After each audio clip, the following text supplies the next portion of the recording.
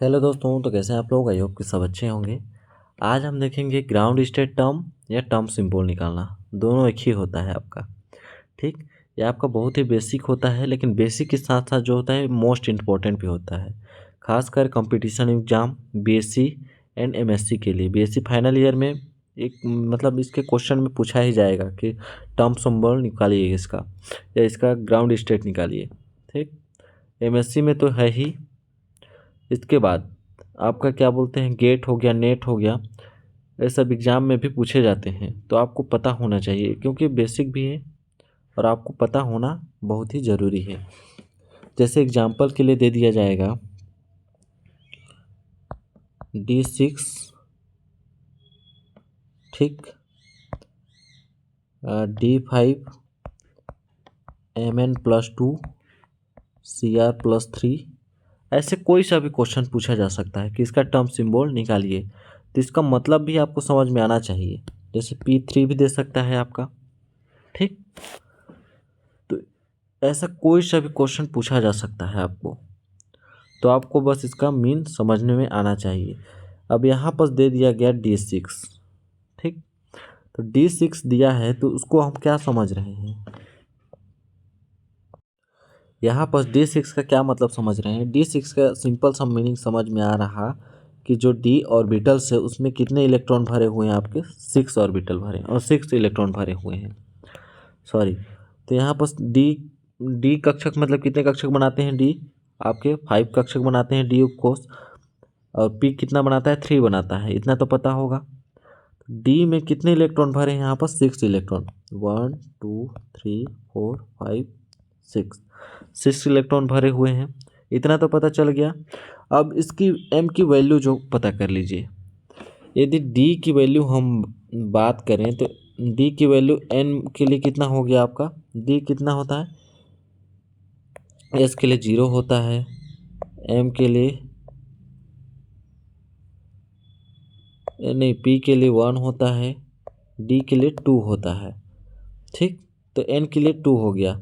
यदि हम एम की बात करें या एल की बात करें, तो एम की बात यहाँ पर करते हैं, तो हम सपोज यहाँ पर क्या लिख देते हैं, 0, इधर जाएंगे तो -1 -2, इधर आएंगे तो +1 +2, ऐसा देखने को मिलता है। यदि हम पी की बात करें, पी कोष के लिए, तो यहाँ पर 0 -1 -2।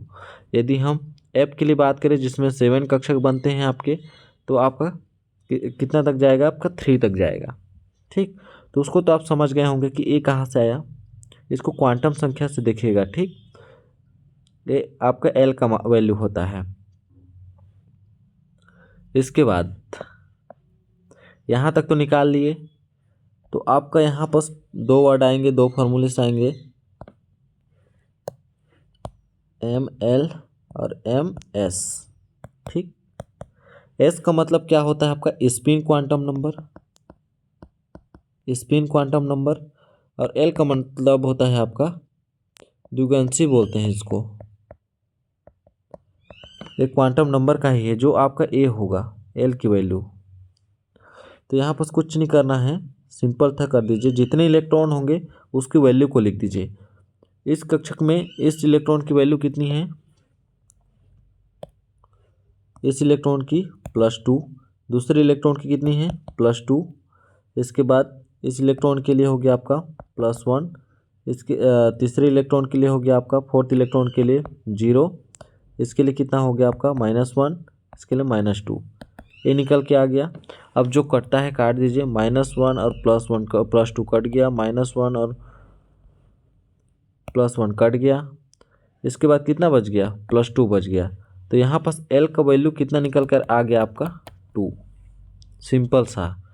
S के लिए कितना होगा, स्पिन क्वांटम संख्या अगर ज्ञात करें तो स्पिन कैसा है आपका, जैसे 2 ही स्पिन मिलते हैं देखने को।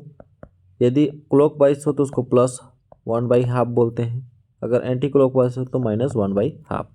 तो यहाँ पर प्लस और मतलब क्लॉकवाइज और एंटी क्लॉकवाइज दोनों इलेक्ट्रॉन हैं।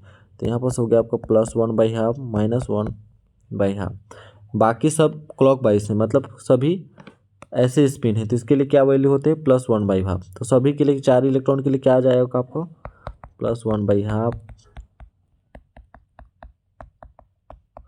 ऐसा निकल के आ गया। तो ये दोनों तो प्लस और माइनस वाले कट गएंगे, सिंपल सी बात। यहाँ पर आ जाएगा आपका 4/2, तो 2 2 दूना 4। तो m की वैल्यू आपकी निकल के कितनी आ गई, 2। दोनों के लिए 2 2 इलेक्ट्रॉन निकल के आ गए। ये वैल्यू को निकालना आपको ज़रूरी है, ठीक।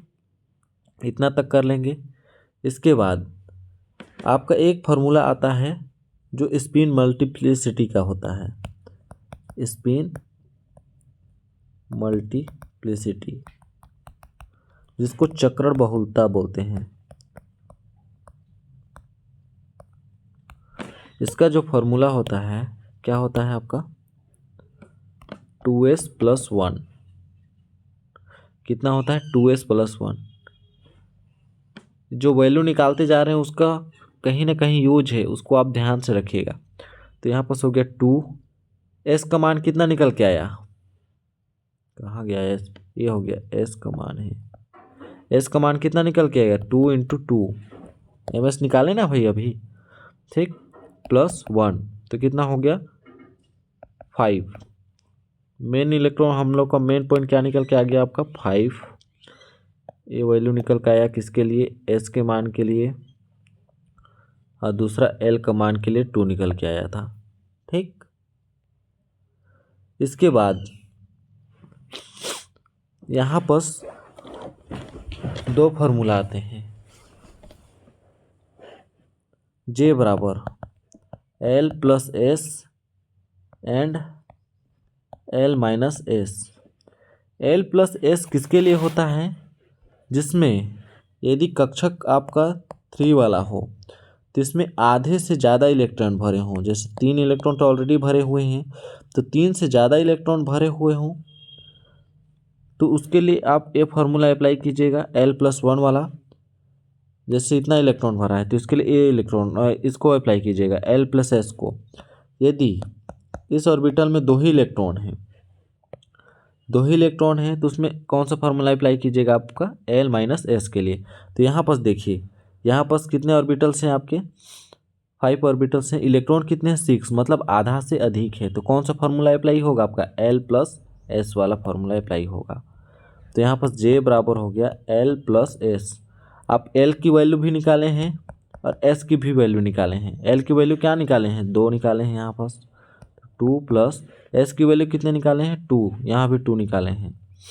2 जगह निकाले हैं ना भाई, ml + ms। तो यहाँ पर 2 हो गया, तो यहाँ पर आ गया 4। क्या आ गया, 4। तो अब क्या करना है,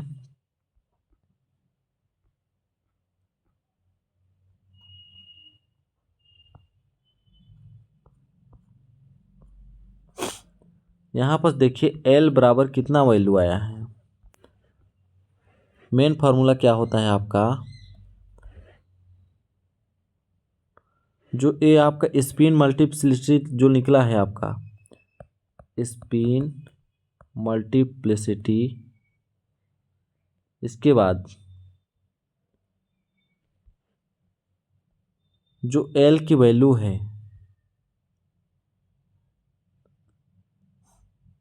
जो L की वैल्यू है 2 किसके लिए है आपके, इसका यूज नहीं हुआ है अभी ना, L। तो यहाँ पर हो गया L, और जो 4 आया है उसको यहाँ पर लिखते हैं J। ये होता है आपका फार्मूला। तो यहाँ पर देखिए स्पिन मल्टीप्लिसिटी कितना आई है आपकी, 5 आया है। यहाँ जो निकाले, ये जो निकाले, ठीक। अब L आपका पता है 2 है, L की वैल्यू कितनी है यहाँ पर, 2। कहाँ निकाले, ये रहा, L की वैल्यू कितनी है आपकी, 2। तो आप पता कीजिए कि जो होता है SPDF, S के लिए 0 होती है L की वैल्यू, P के लिए 1 होती है, D के लिए 2 होती है, F के लिए 3 होती है। तो 2 किसके लिए है यहाँ पर, D के लिए, तो इसको कैपिटल D में लिखिएगा, कैपिटल D। इसके बाद J की वैल्यू कितनी मिली है आपको, यहाँ पर 4 मिली है,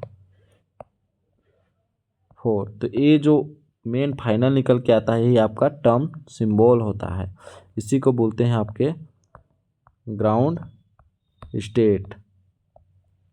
यही निकल के आ गया आपका ग्राउंड स्टेट। सिंपल सा हम किसका देखें, D6 का देखें। इसी प्रकार हम किसका देख लेते हैं, आपको कुछ नहीं करना होगा, यहाँ के लिए L की वैल्यू को ज्ञात करना होगा यहाँ पर, ठीक, कि L की वैल्यू कितना दिया हुआ है। यदि L की वैल्यू यहाँ पर 0 होती, L बराबर 0 होता, तो 0 किसके लिए मिलता है हमको, S के लिए मिलता है, स्पिन मल्टीप्लिसिटी S के लिए मिलता है। तो यहाँ पर क्या आ जाता आपका, S आ जाता, ठीक, 5S4 ऐसे आ जाता। तो यहाँ पर L की वैल्यू इसको ज्ञात कीजिएगा। L बराबर 3 होता, तो 3 किसके लिए होता है, F के लिए, तो उसको कैपिटल में लिखना होता है। अगर दूसरा एग्जाम्पल की बात करें हम, किसका लेते हैं, 3D5 का लेते हैं, या बोल दिया जाए आपको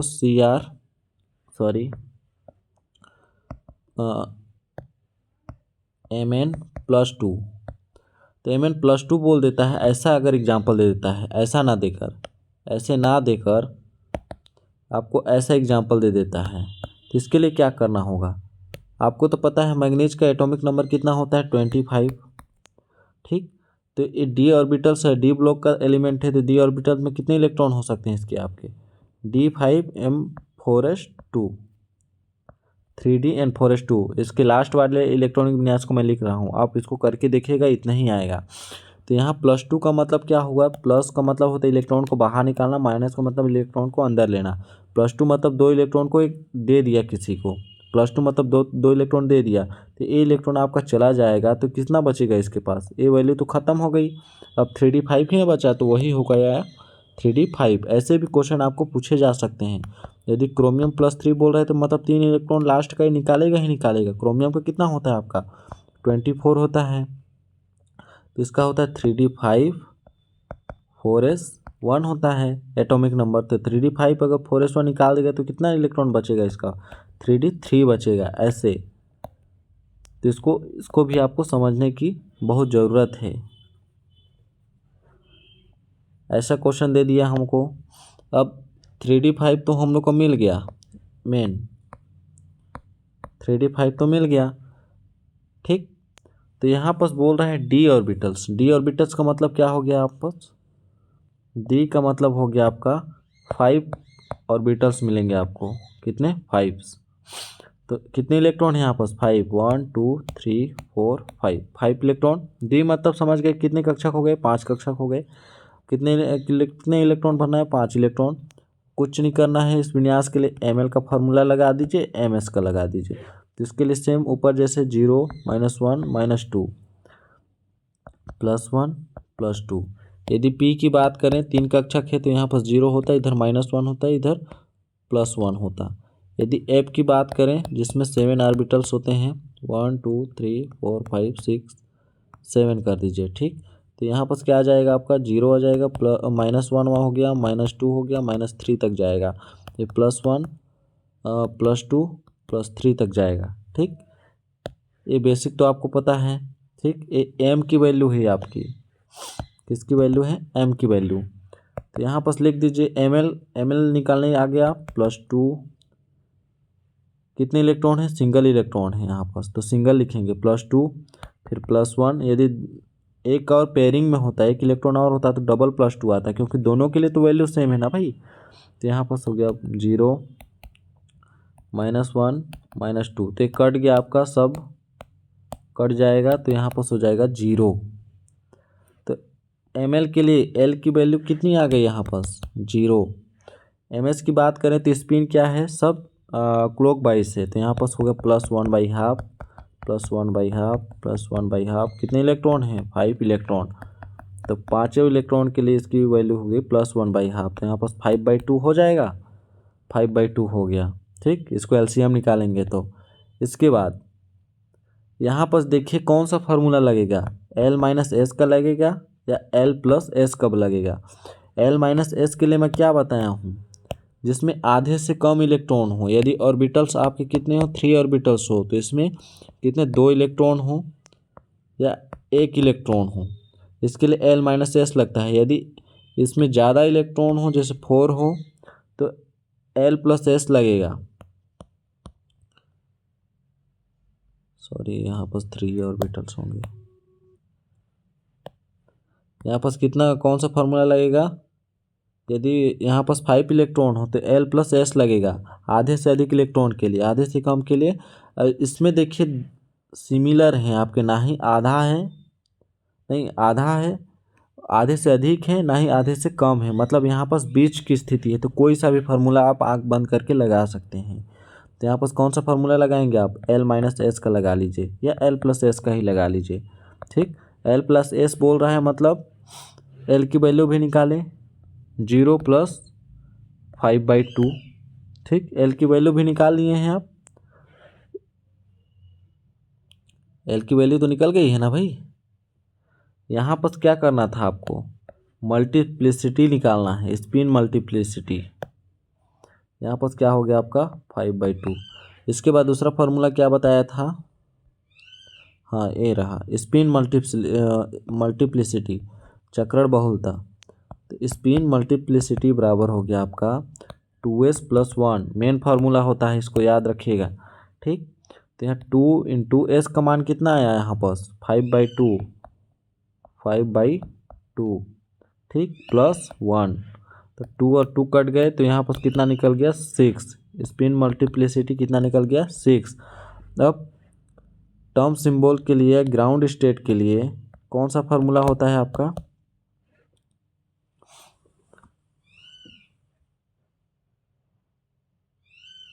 एक चीज़ और करना है यहाँ पास हमको, ये तो निकल गया। हाँ, यहाँ पर अब कौन सा फार्मूला लगाएंगे, L+S का कि L-1 का। तो L+S का फार्मूला लगा, L+S का फार्मूला लगा तो क्या निकला यहाँ पर, L के लिए मान 0 था +5/2, तो यहाँ कुल टोटल आ जाएगा आपका 5/2।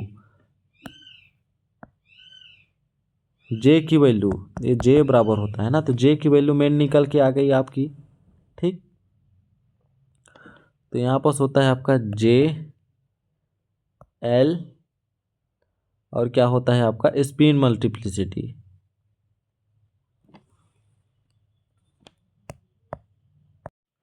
यहाँ पास क्या होता है स्पिन मल्टीप्लिसिटी। तो J की वैल्यू कितनी निकल के आई 5/2,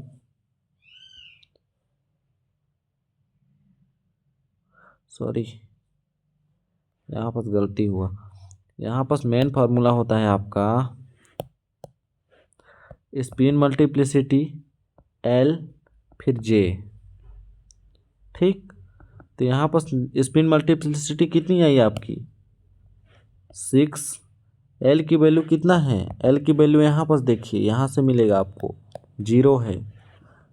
तो 0 किसके लिए होता है, S के लिए 0, P के लिए 1, D के लिए 2, F के लिए 3। तो इसके लिए कितना हो गया 0, तो इसके लिए हो गया आपका S, तो कैपिटल S लिखिए यहाँ पास।